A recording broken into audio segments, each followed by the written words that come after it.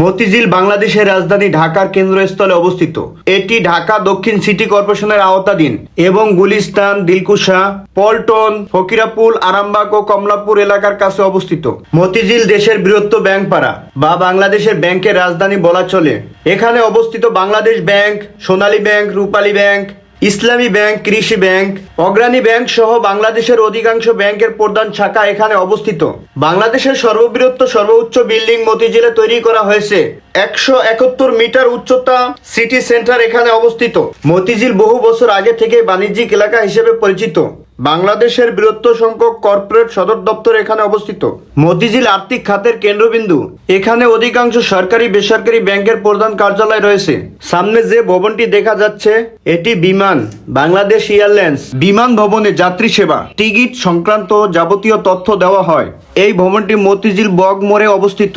পাশের গল্লিতে হাজির বিরিয়ানি পাওয়া যায়, তবে এটি বিখ্যাত নাজিরা বাজারের হাজির বিরিয়ানি নয়। বাংলাদেশ কৃষি ব্যাংক প্রধান শাখা মতিঝিল। 1973 সালের 31শে মার্চ রাষ্ট্রপতির অধ্যাদেশ নং 27-এর মাধ্যমে প্রতিষ্ঠিত হয়। এটি একটি শতভাগ রাষ্ট্রীয় মালিকানাধীন বিশেষিত ব্যাংক, যার প্রধান লক্ষ্য হচ্ছে দেশের কৃষি খাতে উন্নয়ন এবং কৃষকের ঋণ সুবিধার প্রদান করা। শিল্প মন্ত্রণালয়। ভাষা শহীদদের প্রতি সম্মান জানিয়ে এই ভাস্কর্যটি করা হয়েছে। রাষ্ট্রভাষা বাংলা চাই। শিল্প মন্ত্রণালয়ের সামনে এই ভাস্কর্যটি স্থাপিত। বাংলাদেশ স্বাধীন হওয়ার পর 1972 সালে প্রথমবারের মতো শিল্প ও বাণিজ্য মন্ত্রণালয়ের নামে একটি মন্ত্রণালয় গঠিত হয়। পরবর্তীতে বিভিন্ন সময়ে এর নাম ও কাঠামোগত পরিবর্তন এসেছে। বর্তমানে এটি শিল্প মন্ত্রণালয় নামে পরিচিত এবং 16 ডিসেম্বর 1971 সাল থেকে এর কার্যক্রমে আনুষ্ঠানিক ভিত্তি ধরা হয়। এর প্রধান কাজ দেশের শিল্প নীতি প্রণয়ন, শিল্প প্রসিদ্ধি এবং ক্ষুদ্র ও মাঝারি শিল্পের উন্নয়ন নিশ্চিত করা।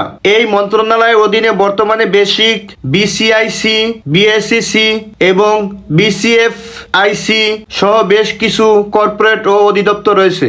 Motijheel Pubali bank PLC. মতিঝিল ও দিলকুশা এলাকায় পূবালী ব্যাংকের অত্যন্ত 3টি গুরুত্বপূর্ণ শাখা ও প্রধান কার্যালয় রয়েছে। পাশেই অবস্থিত অগ্রণী ব্যাংক পিএলসি। আশেপাশে আরো গুরুত্বপূর্ণ 4টি শাখা রয়েছে। Motijheel metro railway station. Metro rail চালু হওয়ায় অফিস আদালতে আসতে উত্তরাবাসীর খুবই সুবিধা হয়। বিসিআইসি ভবন বাংলাদেশ সরকারের শিল্প মন্ত্রণালয়ের অধীনস্থ সংস্থা বাংলাদেশ কেমিক্যাল ইন্ডাস্ট্রিজ কর্পোরেশন এর প্রধান কার্যালয়। 1976 সালে রাষ্ট্রপতির আদেশে এটি প্রতিষ্ঠিত হয়। এটি ঢাকার অন্যতম একটি বাণিজ্যিক বহুতল ভবন, যার নকশা করেছেন বিখ্যাত স্থপতি বশিরুল হক। বিসিআইসি ভবন থেকে দেশের বড় বড় 13টি সরকারি রাসায়নিক ও সার কারখানা নিয়ন্ত্রণ ও পরিচালনা করা হয়, যেমন কর্ণফুলী পেপার মিল, শাহজালাল সার কারখানা। এই সংস্থার প্রধান পণ্যগুলির মধ্যে রয়েছে ইউরিয়া সার, টিএসপি, কাগজ, সিমেন্ট এবং sanitary ware. Motijheel foot over bridge. 80-র দশকের শেষের ভাগে এটি নির্মাণ করা হয়। মতিঝিলের গুরুত্বপূর্ণ এলাকা শাপলা চত্বর। মতিঝিল সোনালী ব্যাংকের বর্তমান ভবনটি আনুষ্ঠানিক উদ্বোধন হয়েছিল 1968 সালের 9 নভেম্বর তৎকালীন পাকিস্তান আমলে। তৎকালীন বহুল প্রচালিত দৈনিক আজাদ পত্রিকায় এই উদ্বোধনের খবর প্রকাশিত হয়েছিল। সোনালী ব্যাংকের পূর্বের নাম ছিল ন্যাশনাল ব্যাংক অব পাকিস্তান। দেশ স্বাধীনের পরে 1972 সালে রাষ্ট্রপতির আদেশ নং 26-এর মাধ্যমে national bank of Pakistan, premium bank ও ব্যাংক অব বাওয়ালপুরকে একত্রীভূত করে সোনালী ব্যাংক হিসেবে পূর্ণাঙ্গ কার্যক্রম শুরু করে। সোনালী ব্যাংক পিএলসি একটি পুরোপুরি সরকারি বা রাষ্ট্রীয় মালিকানাধীন বাণিজ্যিক ব্যাংক। এটি বাংলাদেশের বৃহত্তম ব্যাংক এবং এর শতকরা মালিকানা গণপ্রজাতন্ত্রী বাংলাদেশ সরকারের কাছে। 2007 সালে 15 নভেম্বর 100% সরকারি মালিকানাধীন পাবলিক লিমিটেড কোম্পানিতে রূপান্তরিত হয়। সোনালী ব্যাংক দেশের একমাত্র বাণিজ্যিক ব্যাংক যেটি বাংলাদেশ ব্যাংকের প্রতিনিধি হিসেবে সরকারি বিভিন্ন টেন্ডারিস ও পেমেন্ট সেবা প্রদান করে থাকে। বর্তমানে 1200টির বেশি শাখা নিয়ে এটি বাংলাদেশ বৃহত্তম ব্যাংকিং নেটওয়ার্ক পরিচালনা করছে, যার মধ্যে বিদেশেও শাখা ও সাবসিডিয়ারি রয়েছে।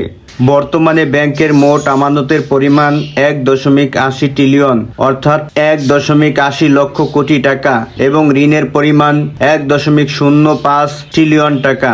বর্তমানে ব্যাংকটির চেয়ারম্যান হিসেবে মোহাম্মদ মুসলিম চৌধুরী এবং ম্যানেজিং ডিরেক্টর ও সিও হিসেবে মোহাম্মদ শওকত আলী খান দায়িত্ব পালন করছেন। আপনিও চাইলে সোনালী ব্যাংকে অ্যাকাউন্ট খুলতে পারেন অনলাইন বা অ্যাপের মাধ্যমে। সোনালী ই সেবা।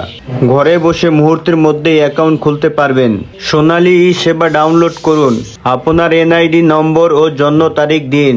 এরপর নিজের একটি সেলফি তুলুন।